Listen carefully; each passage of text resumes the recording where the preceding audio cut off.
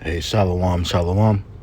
First and foremost, I'm going to give all praises, honor, and glory to Yahweh, Bahashem, Yahweh Shai, Bahashem Rakakadash. Double honors to all the apostles and elders of Great Millstone. And salutations to all the Akim and Akwaf tuning in and listening. This is Daniel Agar from the Great Millstone Chicago camp. And really, I just want to go into prophecy, man. And how prophecy is moving. The Lord is not waiting on nobody. Just because you don't believe, that doesn't make the word of the Lord without effect, man. Matter of fact, I'm going to start off with that. Because for a while, we've been getting scoffers, people talking shit, gainsayers. And prophecy is moving, man. We haven't really got that many scoffers. I mean, it's always some nigga talking shit. But really, ever since, 2020, with this pandemic, got too close. Really, a lot of people ain't really had much to say, man. A lot of people are scared. They don't know what's going to happen. A lot of people out here, they live in situations are changing. They see that this so-called government, this system don't give a fuck about them. Matter of fact, this system is waging war against this people. Against the people, man. So it's a level of uncertainty in the air. We in a brink of civil war. You see, and I saw, and we did that sit down last night, and and Elder Jeremiah, said something that this older JK said. He said, if you see white men shooting each other down in the street, where you niggas stand? As a so-called Israelite, where do you think you stand? That's how you know this place is over with, man. This shit don't even work for Esau, man. And this his shit. We ain't got no choice but to go back to the Lord, man. Let me get Jeremiah 28:8. The prophets that have been before me and before of thee of old prophesied both against many countries, against great kingdoms of war, of evil, and of pestilence. And that's what the prophets are talking about, man. Look, man, we at the end of Esau Edom's kingdom. Hey, we at the brink of World War III. Pestilence. Hey, Esau can unleash anything right now. They talking about a government shutdown right now. Another one later on. Anything can happen. But we know one thing. At the end of the day, hey, we're going to be the Lord is going to have mercy on his people, man. It ain't looking too good for Esau, these heathens, and you 2/3, man. But those that's been sighing and crying, that have had their faith in the Lord, that's doing the work, that's putting themselves on good, trying to do their best to be in good standards with Yahweh Bashem Yahweh Shai, the Lord is going to have mercy. But anywho, and then it's another thing. I'm going to do a lesson on the doomsday clock moved a little bit, 85 seconds towards midnight. Why is they doing it? And this is Esau's kingdom, man. Esau know that this shit, he know that it's out of here, man. Esau know that. This is Revelation 12:12. Therefore rejoice, ye heavens, and ye that dwell in them. Woe to the inhabitants of the earth and of the sea, for the devil is come down unto you, having great wrath, because he knoweth that he hath but a short time. He understands that his time is not on his side. Esau understands that the Lord is ready to move. His left hand is getting weak and weak. And really, he ain't gonna have no other choice but to just do his blessing and release that sword, man. These enchantments are not working. Nobody believes Esau anymore. He's being uncovered. Everything from the past till now, all the wickedness, the atrocities, the bloodshed, the unlawful decrees, everything. His unjust dealings, all of that is being exposed. So he has no other choice but to bring out that sword, man. It's not working anymore. So look, man. And his own people, His women mostly his women are turning against him, man. Let me get this. This is Deuteronomy 30, verse 7. And Yahweh, thy power, will put all these curses upon thy enemies, and on them that hate thee, which persecute thee. And thou shalt return and obey the voice of Yahweh, and do his commandments, which I commanded thee this day. And going back, hey, man, these curses are coming upon our enemies, man. Esau is losing his wealth, his health.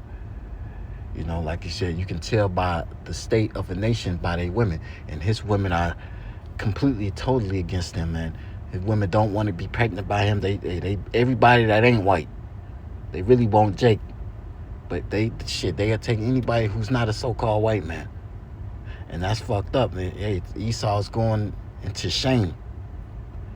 The Lord has to shame him before he destroy him. So he's being torn apart from the inside out, man. So look, hey, what is there left? It's nothing left for us to be doing but to serve the Lord, man. What else are you going to do? Where are you going to go? You see, this system don't even work for Esau, man. We have no choice but to turn onto the Lord. But hey, our people 2/3, they really believe that they still delusional, man. They really believe that you can vote your way out of this. You can't buy your way out of this. You can't do anything, man. This is Isaiah 31:1. Woe to them that go down to Egypt for help, and stay on horses, and trust in chariots, because they are many, and in horsemen, because they are very strong.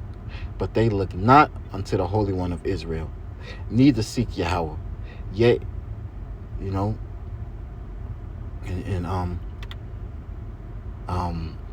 that's how our people are. Our people believe everybody but what the prophets got to say. But it's going to be for their destruction, man, because this is the only way out. This is the only way out. Yahweh Bashim Yahshar is our only way out of here, man. And we want to be found blameless. And we just trying to just be obedient, and we just got to hold on, endure. We got to endure too. We can't get weak because, Satan is moving, man. Satan is really trying. He's controlling the elements around us. Hey, it's getting more and more intense. You can feel it. You can feel something is going to happen here. But we have to still continue and fight and hold on and have faith that the Lord is going to deliver you. He is not. He's going to remember our labors of love, man.